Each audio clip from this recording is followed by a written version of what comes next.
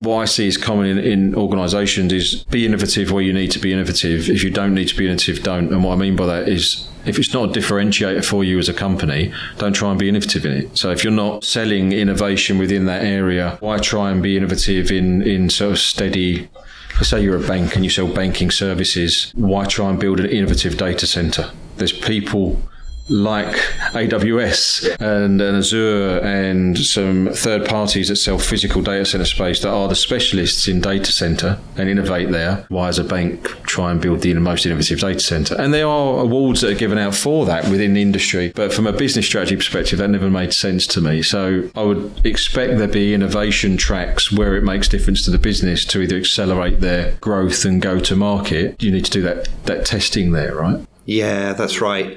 And I think, you mentioned the data center piece. That's a really easy one, right? Why go and reinvent the wheel when somebody else that's got the money behind it can do that innovation for you? If you're not selling wheels, right? If it's not a competitive thing that you're in, then why try and do the hard thing? Someone else has done the hard thing already. Yeah. But sometimes innovation can, particularly in supplier-client relationships, innovation can be much broader than just the products and services that, you're available to buy off the shelf. Sometimes it's about kind of the internal business functions. And if you can generate that good relationship, then you can start to understand how actually do you operate as an organization. You're an engineering organization. We're an engineering organization. Let's forget about technology. Let's forget about products and selling stuff. Tell me how you actually engage your people. What is it that gets people up at your organization and makes them want to come into work?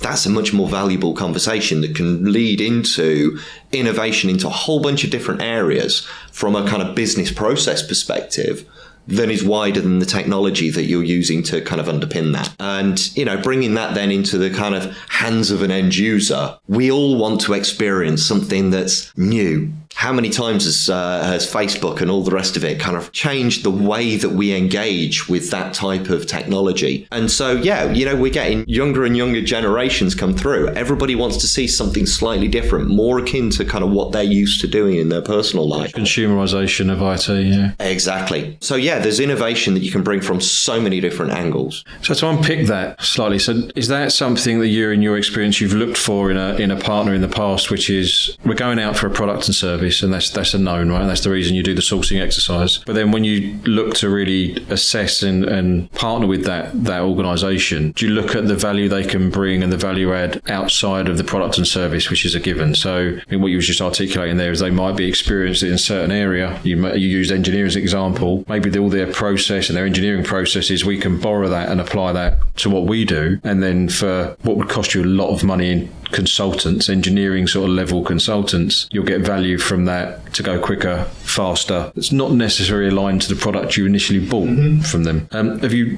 had that in the past? Any examples that you'd bring to life on that, where you have untapped into that sort of either unassumed benefit of being a partner with an organisation? Yeah, absolutely. So great example was Microsoft, right? Everybody uses Microsoft. And if you go over to Microsoft's headquarters, you'll probably do an executive business unit trip, right? And you'll get to see all of the great products that Microsoft have available. And you'll get to demo those and you'll see how it works. And, this might be technology that's kind of not coming out for 3 or 4 years yet. And that's great. But from our perspective, when we were going to that, it was actually immaterial of those technologies. Yeah, they were interesting. But what we really wanted to do was understand what made that technology come about in the first place. What are those things? How do you enable that innovation, the thought leadership, the understanding of where you're going for products that most consumers haven't even thought of yet? That starts to unlock a much deeper, richer conversation that you get value out of.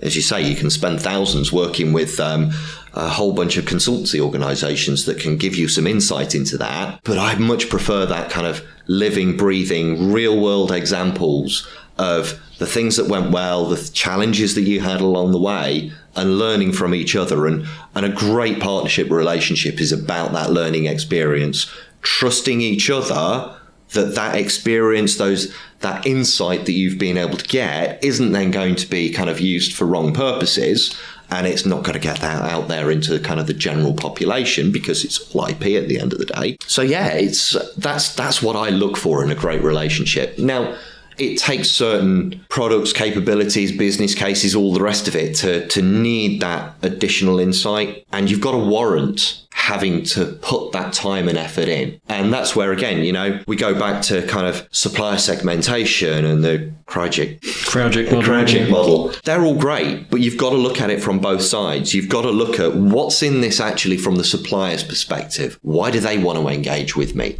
Is it just about bottom line revenue? Or is it, as you mentioned earlier, is it more about brand? Is it about something more than just the financials associated with this contract? And, particularly in today's market, customer-supplier relationships, they're happening everywhere. And most big organizations, they will be both a customer and a supplier in one way or another. And if you can tap into both sides of that, you're onto an absolute winner.